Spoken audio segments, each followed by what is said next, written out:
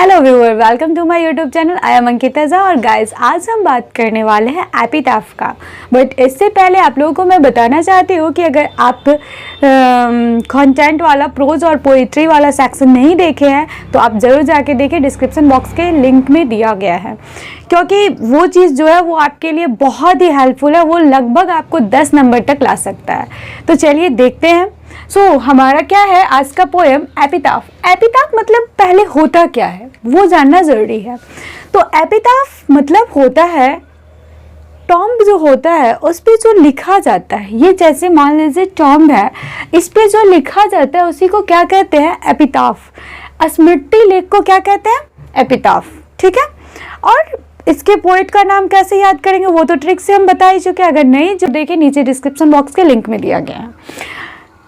Water में ढीला मार, वाल्टर ढीला मार। चलिए दूसरा चीज ये याद करना बहुत जरूरी है कि बॉर्न, डाइड, फेमस बुक और पोएम क्या है। तो बॉर्न उनका कब हुआ है? 25 अप्रैल 1873 को लंदन के यूके में। और डाइड कब हुआ है, मतलब उनकी मृत्यु कब हुई है? तो 25 जून 1956 यूके में।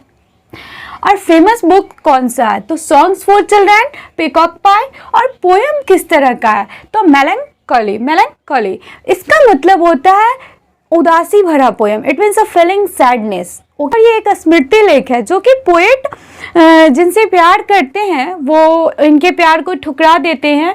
चलिए देखते हैं। Here lies the most beautiful lady। वो मोस्ट ब्यूटीफुल, वो सुंदरी जो है वो इसी में है, वो यही है। ठीक है। Next light step and heart was see. कहने का मतलब कि वो जो स्वच्छंद स्त्री है, इट मीन्स कहने का मतलब कि वो जो स्त्री है वो क्या है कि अपने बातों का कमिटमेंट नहीं रहता है, वो किसी भी चीज़ से मतलब मुकर जाती है। कहने का मतलब वो एक घुमंत्रो टाइप की है। Next line, I think she was the most beautiful lady. कहने का मतलब है कि वो एक स्त्री जो है वो बहुत ही सुंदर है। कहते हैं जब प्यार होता है किसी से तो उसके अलावा दुनिया में कोई भी सुंदर नहीं लगता है। तो वही बात है, पोएट को भी उनके अलावा कोई भी सुंदर नहीं लग रहे हैं। I think she was the most beautiful lady. Next है that ever was in the west country. West country कहने का मतलब पश्चिमी यूरोप की, मतलब कह रहे हैं कि उस पश्चिमी यूरोप में भी उससे ज़्यादा सुंदर कोई नहीं होगा। But beauty vanishes, beauty passes. और इस लाइन से हमें बहुत ही ज़्यादा सीख मिलती है कि सुंदरता क्या है, समय के साथ खत्म होने वाला है। So, however rare it be, and when I crumble, who will remember this lady of the west country। Last line में कह रहे हैं कि जब मैं भी नहीं रहूँगा, जब मैं मर जाऊँगा, जब मैं भी नहीं रहूँगा, मैं भी मर जाऊँगा, तब कौन तुम्हारी खूबसूरती को देखेगा, कौन तुम्हारे बारे में बात करेगा? ओ पश्चिमी की खूबसूरत स्त्री, ओ पश्चिमी की खूबसूरत स्त्री, खूबसूरत नारी।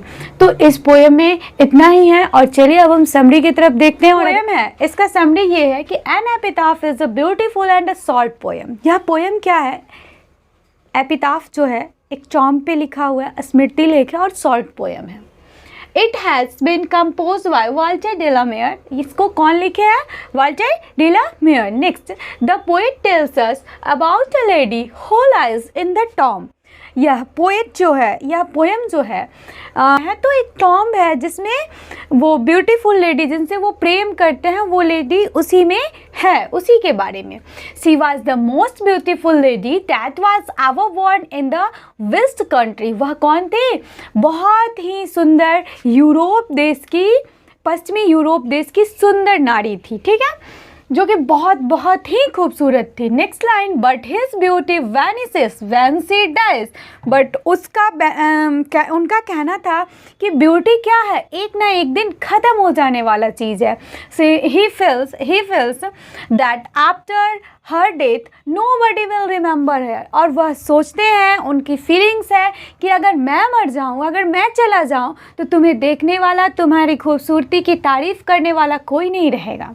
Eight last the poet says that the beauty vanishes but the moral work always be remembered. और पोएट कहते हैं कि खूबसूरती जो है एक समय के साथ ख़त्म हो जाने वाला चीज़ है, लेकिन जो मोरल वर्क है वो हमेशा याद रखने वाला चीज़ है, जो हमेशा याद रहता है, हमेशा एक दूसरे को उस चीज़ से जोड़ के रखता है। लेकिन अगर एक खूबसूरत इंसान ही है और उसमें कुछ अच्छा है ही नहीं, एक बहुत ही गंदे गंदे चीज़ है, तो उसे कौन याद रखेगा?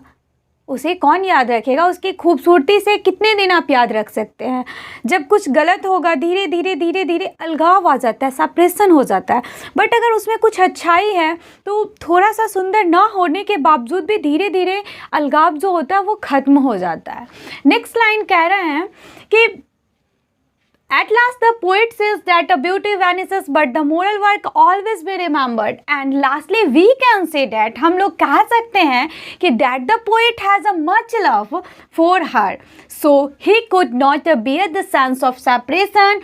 This we can say that this poem is a very very very remarkable. कहने का मतलब है कि हम कह सकते हैं कि पोएट जो बहुत ही ज़्यादा यानी कि अत्यंत यानी कि टू मच वाला लव करते थे her, so he could not bear the sense of separation, और वो उस अलगाव को सहन नहीं कर पा रहे थे। Next this we can say that this poem is a very remarkable, और यह पोएम जो है बहुत ही उल्लेखनीय है।